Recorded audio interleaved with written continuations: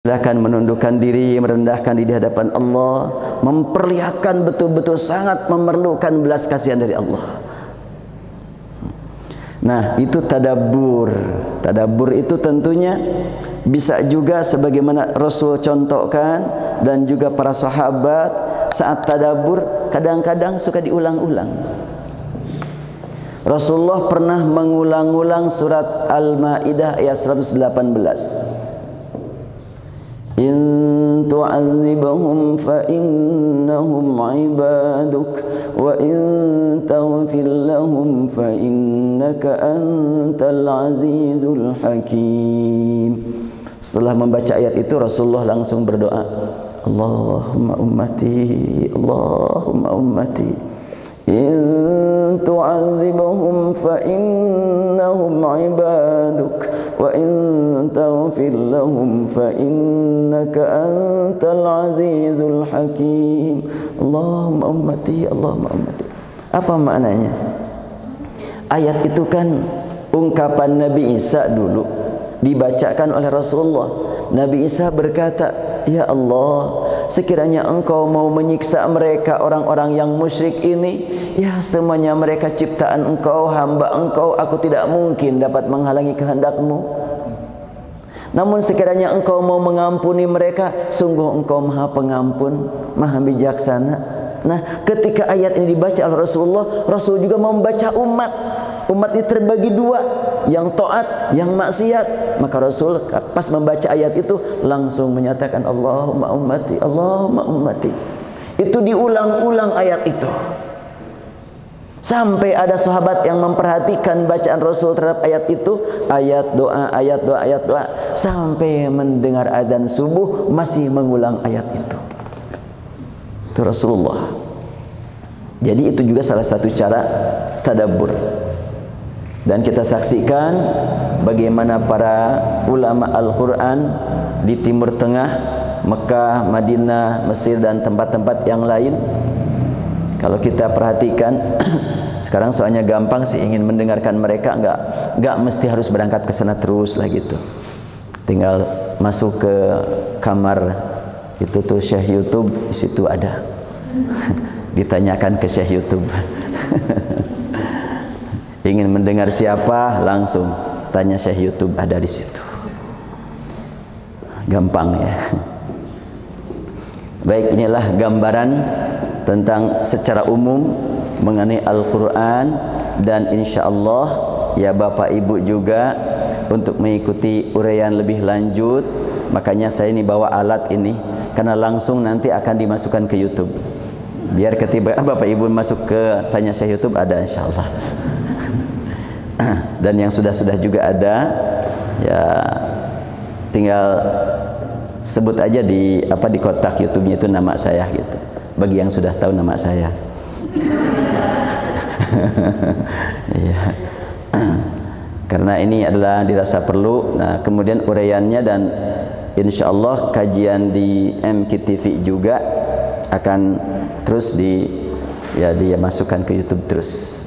Setiap Rabu malam Kamis kita ingin agar masyarakat lebih semangat membaca dan menghayati Al-Quran dan lebih hati-hati dalam memahami Al-Quran supaya memang tidak terjebak dengan ungkapan-ungkapan yang sangat menarik tapi dia belum memiliki kemampuan yang sebenarnya untuk menafsirkan Al-Quran. Tapi tetap kita baik sangka kepada Allah, husnudzan kepada Allah. Orang yang punya semangat ingin mengkaji Al-Quran tapi belum tahu sama sekali bahasa Arab, jangan diharik, jangan dilarang, jangan dihina. Tapi kita doakan semoga dapat bimbingan ilahi. Ya, apa susahnya bagi Allah orang yang semangat mempelajari Al-Quran dan mengajarkan kepada yang lain tapi belum tahu ilmunya, besok oleh Allah diberi ilmu gampang-gampang saja bagi Allah kan. Hanya sayangnya ada beberapa aktivis menyerang gitu. Wah, itu ajaran menyesatkan. Duh, jangan dibilang menyesatkan. Kita tidak tahu niat dia. Kalau dia niat dia ikhlas, Allah yang akan memberikan pertolongan kepada dia. Karena semua kita juga dapat ilmu kan dari Allah. bukan mengandalkan otak, walaupun otak ya dari Allah juga. Bukan kehebatan orang tua kita menciptakan otak kita kan? Hanya pemberian dari Allah semuanya. Baik, mungkin sebelum dilanjutkan barangkali ada yang mau bertanya. Dipersilahkan kalau ada yang mau bertanya sebelum dilanjutkan. Nggak ada ya? Nah, kalau memang nggak ada, ya mangga Ibu, silahkan. Iya.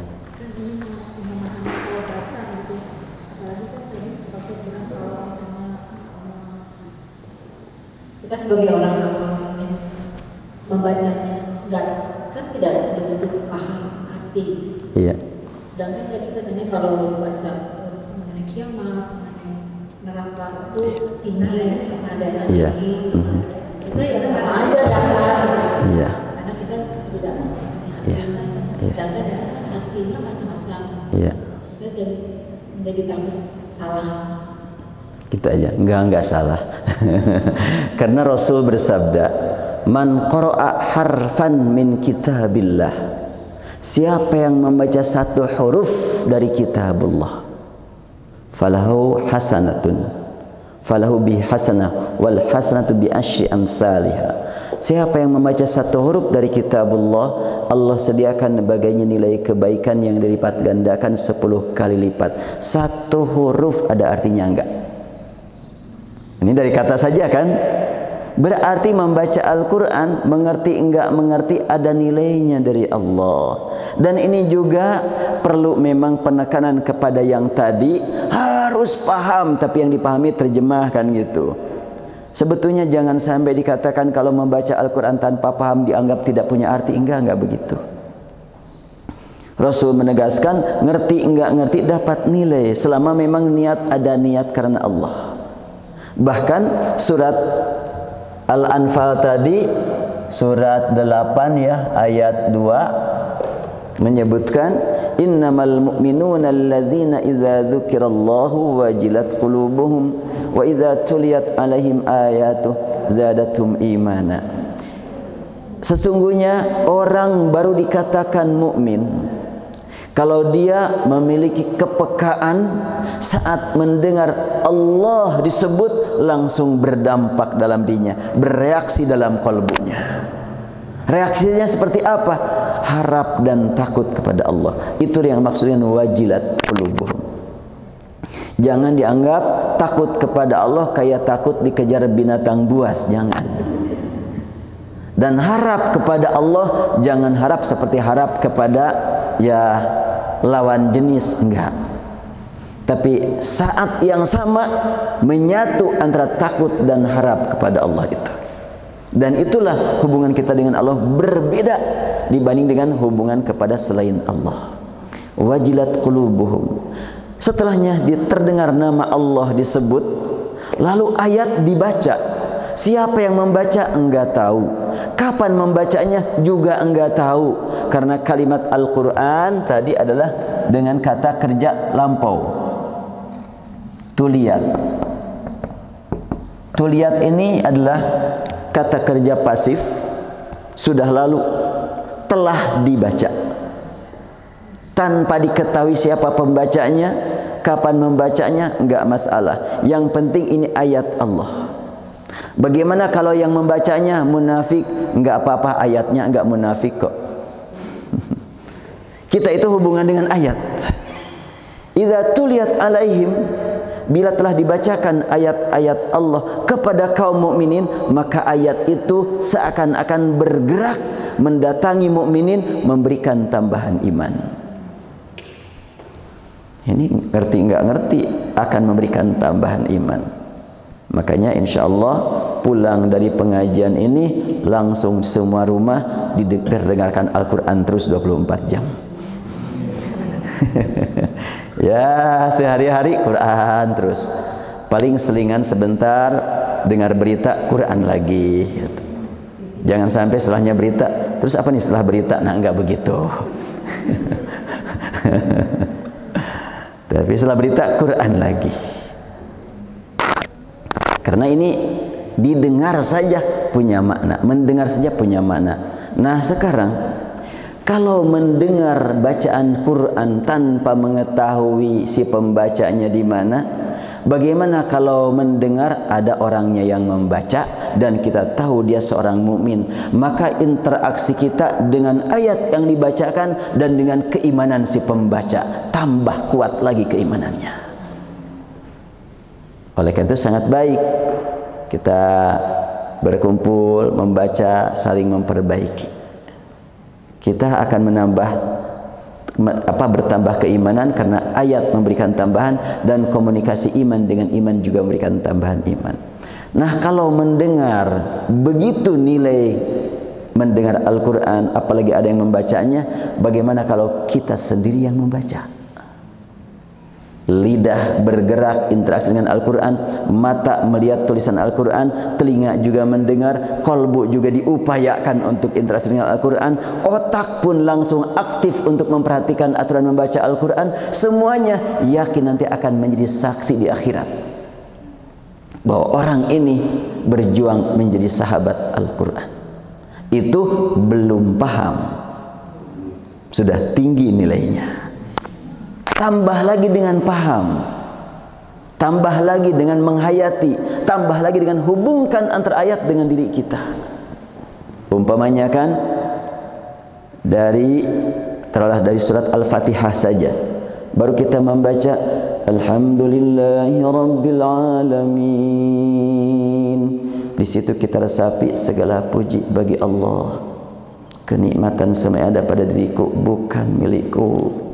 Aku sehat pemberian dari Allah. Aku bisa mendengar dari Allah. Kenapa aku sering menyalahgunakan pendengaran ini? Padahal aku yakin Allah yang memberi, yang mencipta, yang memiliki senantiasa dekat dengan aku. Boleh jadi baru kalimat Alhamdulillah Rabbil Alamin sudah mulai ada dampak dalam kalbunya, getaran. Belum lagi sampai kepada Rabbil Alamin. Allah itu adalah yang mengatur seluruh alam, alam yang tidak terhitung, yang tidak terbayang, yang tidak terhayalkan jumlahnya. Semuanya ada aturan dari Allah. Aku tentu lebih-lebih lagi. Kenapa aku juga kadang-kadang berani menyalahgunakan nikmatnya di hadapannya, Rabbil Alamin. Baru sampai Alhamdulillah Rabbil Alamin saja bisa ada dampak. Dan itulah kehidupan para pendahulu kita. Abu Bakar sering disaksikan kalau mendengar atau membaca Al-Quran langsung berlinang air matanya. Itu tadabbur. Nah, untuk sampai ke tadabbur memang perlu paham arti, perlu mengerti makna. Boleh minta bantuan kepada terjemah, minta bantuan kepada tafsir, tapi kita yakin terjemah ini bagian kecil dari makna. Tafsir ini bagian kecil dari makna. Masih banyak makna yang belum tergali. Ya antara lain contoh ini saja nih. Ini saya mencari. Sampai saat ini saya masih mencari ada enggak karya ulama yang menjelaskan rahasia tulisan Al-Quran. Aduh, mengganggu juga nih.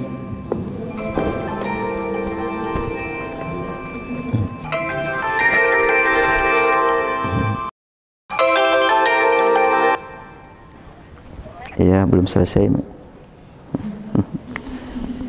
Langsung aja jawabnya belum selesai. Ya. Berarti ini harus segera pulang nih. Karena mau ada tamu. Ya. Ya, baik. Jadi dan insya Allah saya ini akan sedang berjuang ya untuk membuat karya tulis yang ya menjelaskan apa yang saya temui dari tulisan yang tidak selalu sama dengan bacaan ini. As-salihat, jannat, khalidun. Nah, diakhirkan ini ada 6 dalam satu ayat, ada 6 kata. Wa basyiril ladzina amanu wa 'amilus shalihat anna lahum jannat tajri min tahtil anhar Kemudian kullama ruziqu minha min thamaratin rizqan qalu hadzal mutasyabiha. Kemudian azwaj, khalidun, 6 kata, ada bacaan panjangnya tapi tidak ditulis pakai alif. Ini semuanya mengandung makna yang tentu tidak akan ditemukan dalam terjemah dan tafsir, kecuali kalau ada tafsir khusus tentang hal itu. Nah, antara lain sekarang kalimat khalidun.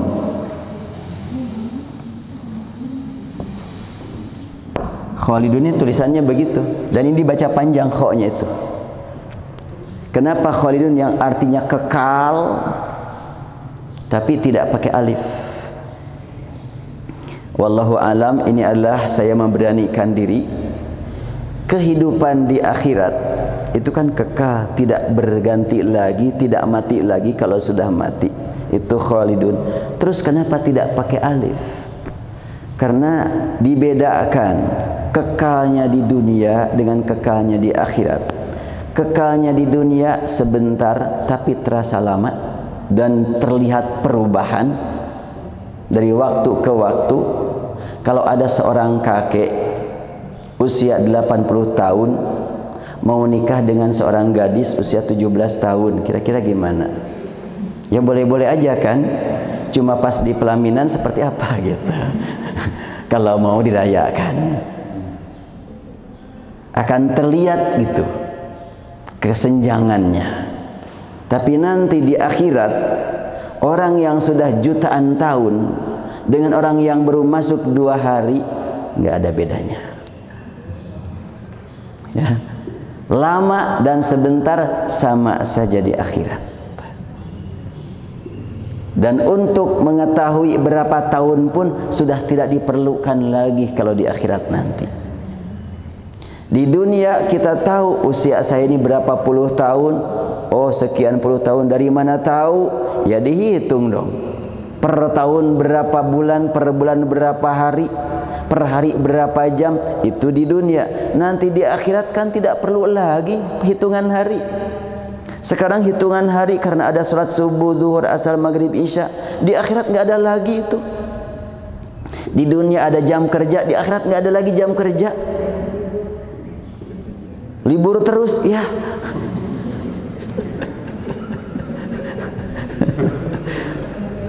Nggak ada jam kerja, tinggal meraih hasil. Kerjanya sebentar, hasilnya selama-lamanya. Entah hasil baik, entah hasil buruk, untuk selama-lamanya. Makanya Al-Quran menjelaskan tentang kiamat itu pakai kalimat hari. Yaumul qiyamah, yaumul hisab, yauma yafirul mar'u. Tidak ada amul qiyamah, tahun kiamat, enggak. Bulan hisab, enggak. Tapi yaum semuanya itu. Dan yaum di akhirat tidak lagi pakai matahari, enggak perlu pakai mata lagi kalau nanti. Sekarang kan ada matanya ya. Matahari nanti enggak pakai mata lagi. Jadi tidak lagi ada perhitungan waktu. Jadi kalau tidak ada matahari nanti di akhirat itu malam apa siang? Enggak ada lagi malam siang lah. Enggak disebut soalnya. Jadi kalau gitu terang apa gelap? Tergantung di mana tempatnya. Kalau surga terang, kalau neraka gelap.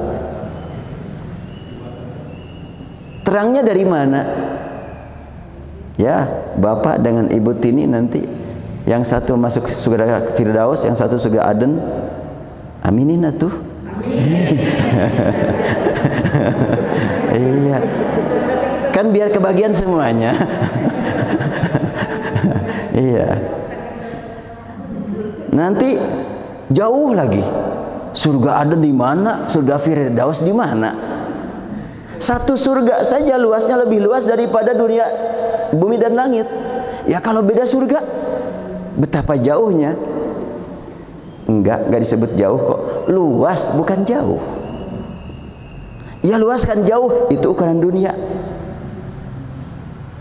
Dari sini ke Amerika ya harus pakai pesawat. nanti di akhirat nggak perlu lagi pesawat. Terus kalau bapak di surga Firdaus, ibu di surga Aden, mau komunikasi bagaimana? Nggak perlu nyarter, nggak perlu pesen tiket, nggak perlu. Kapan mau bisa ketemu.